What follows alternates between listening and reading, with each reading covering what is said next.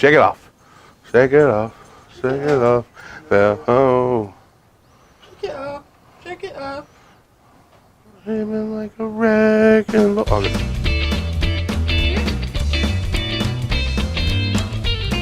Hey, all you comic readers and true believers. It's Tuesday, and I'm your friendly neighborhood comic book guy, Mitch Harmon. You guys know what's up. Mitch's Picks.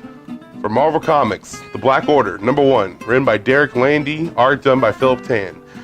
For those of you who do not know The Black Order, shame on you, because they're not only in comics, they're also in the movie now. For those of you who do know and have been following The Black Order, this story picks up after the Grandmaster had brought the Black Order back to life to participate in one of his games and told them that they have a second chance to do something. And this is kind of the continuation of what they're doing.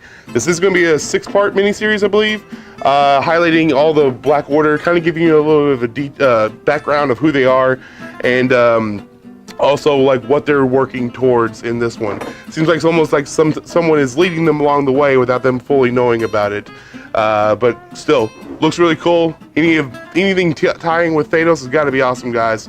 Check it out. From Boom Studios, Firefly, #1, written by Greg Pak, art done by Dan McDade. This book actually takes place after the show starts, but before the movie. Mal is just kind of flying through space, and all of a sudden, a warship from the Alliance, from when he was actually fighting as part of the Browncoats, comes and tries to shoot them out of space. They have to emergency land onto a planet and try to find work in order to repair the ship to get them back out into space. But all while this is going on, they're looking for work. That I think it was called the Dreadnought comes looking for them on their ship. While Miles having these flashbacks to the war from the Alliance and the Independence, they finally find work, and as a kind of a mercenary group to escort these pilgrims, so to speak, of Moriah, Pilgrims of Moriah.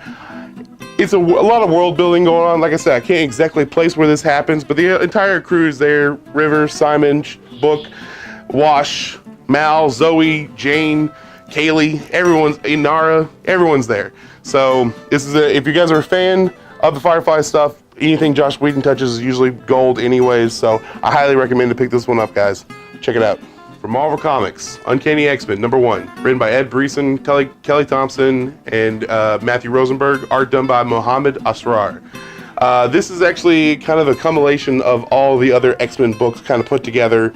Obviously, the X-Men Blue are going to be finishing up at the Extermination, but as far as the team from X-Men Red and X-Men Gold, they are being combined into this one.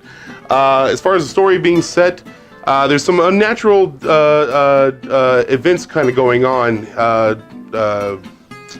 Geologically, I should say. There's flooding in Africa and just crazy stuff going on across the entire world. Meanwhile, all this time, there's this new vaccine that has popped up that is supposed to be able to cure babies from the mutant virus, as they are saying, or as the senators and whatnot are claiming it to be. Of course, this is a threat to mutant kind, so the X-Men are trying to not allow the mutant liberation team, new mutant liberation team to kill them, but also to try to figure a way to maybe stop this all from going down as well. But it seems like someone's pulling the strings from behind the scenes. In the very end of the book, somebody who you would not think would be able to be captured is captured in this series. It may not be who you think it is either. This is the new ongoing series. I believe Ed Brisson is going to be the main writer, but I'm sure Kelly Thompson and Matthew Rosenberg are going to have a lot of input into this as well. Plus, there's 3 extra stories in the back, one featuring Bishop, one featuring Jean Grey, and another one featuring Armor and Anatole, 2 new X-Men, newish X-Men to the team and everything, guys. But it's the big book. I think it's $7.99. Yeah, so it's a little pricey, but it is the beginning of a new Uncanny X-Men series, guys, so you definitely want to pick it up. Check it out. From Image Comics, Bitterroot, #1, written by David F. Walker, Chuck Brown, and Sanford Green, art done by Sanford Green. This is a new series coming out of Image Comics. Bitterroot is about this team, or this family of demon hunters, specifically hunting what they call Jinnu, which is like a possessed human being. The Sangreys is this family, and they've been protecting. They really don't say exactly where they've been protecting, but this is set in the 1920s in America, so at least in America for this long of a time, they've been protecting mankind against all of these, like I said, Jinnus, which is demon-possessed humans. But the way they can purge these demons is from this I cannot exactly remember the name of this root, but it's a specific type of plant that somehow purges the system of the demon and allows the human to come back into full control of their faculties. But they are a dying family as well. They had so many at the beginning, and there's very few left to carry on the Sangre's history of everything. But still going strong as well. Trying to train the new generation. Some the new generation are trying to do things kind of unorthodoxly, so to speak. But it's a really cool book from the creators of the Iron Fist and Power Man series that was going on for Marvel.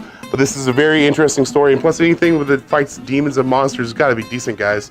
Check it out.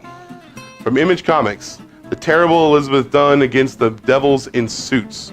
It's a one-shot, written and drawn by Aribson Assis. He's a Brazilian artist, writer, who this story has won several awards in South America and has finally made its way here to the States. The story is about Elizabeth Dunn, whose father has sold her to the devil for riches. Actually, he originally sold his son to the devil, but he wants to keep his son, so he sells his rambunctious daughter, who then now has to find a way to settle the score with the devil himself in this.